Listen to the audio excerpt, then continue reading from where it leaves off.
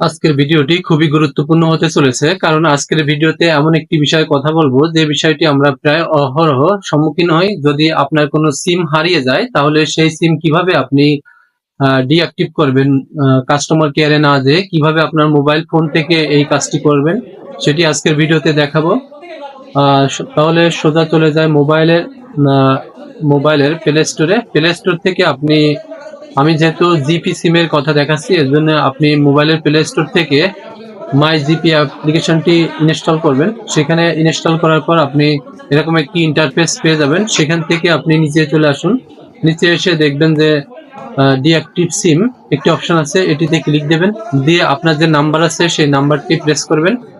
নাম্বারটি প্রেস করার পর আপনি এরকম একটি অপশন পেয়ে যাবেন, এনআইডি কার্ড এবং জন্ম তারিখ।